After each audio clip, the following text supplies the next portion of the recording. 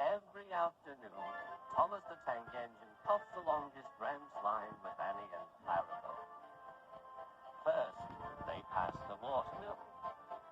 Next, they come to a big farm. Then, they can see a bridge with a village nestled either side of it. This is a special place. Whenever children hear Thomas coming along, they stand on the bridge waving until he is out of sight. One day, Thomas was running late. He had stopped at a red light before the bridge to talk to some new children. Percy was waiting too. "Hurry up, Thomas," called Percy when the signal dropped. "If you're late, the Fat Controller may get a new engine to replace you." He would never do that, thought Thomas, but he was worried. Next day, Thomas hurried along the line. Just ahead was the goods yard.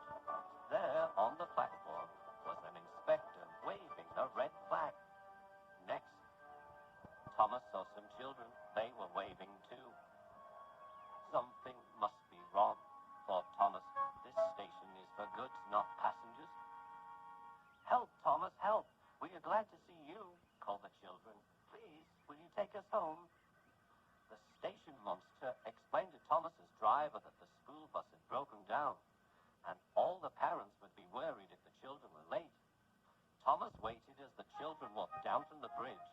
Then he took the children to the next station, where Bertie was waiting to take them home. When Thomas finished his journey, he was very late. He was worried that the Fat Controller might be cross with him.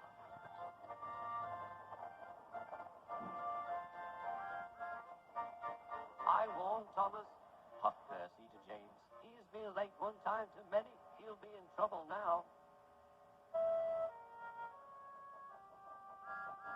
The next morning, the Fat Controller was nowhere to be seen.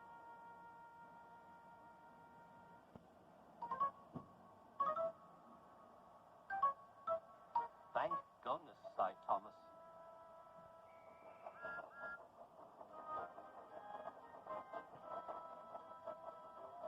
Thomas knows every part of his line. Just ahead was a stretch where the hot sun had bent the rails on the track.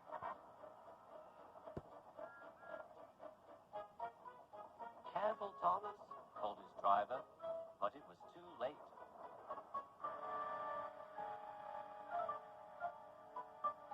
"That's done it," said his driver. "We shan't get any further today.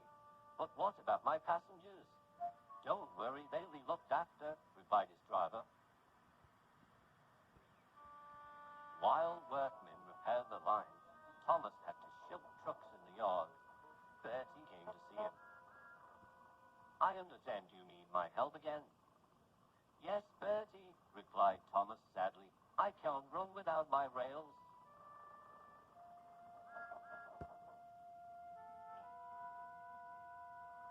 Bertie set off to collect Thomas's passengers.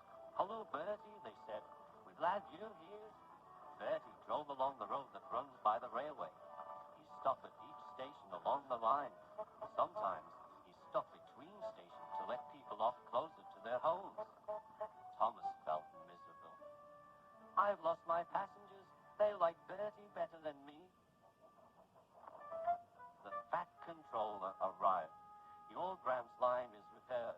I am going to change your timetable so that you and Bertie can work together more." When Thomas reached the station, there were all his passengers. "Bertie is a good boss, but we missed our train ride with you," they said. Later, Thomas spoke to Bertie. "Thank you for looking after my passengers." "Oh, that's all right, Thomas. I like to make new friends, but I am glad to share them with you." "Bertie," said Thomas, "you're a very good friend indeed."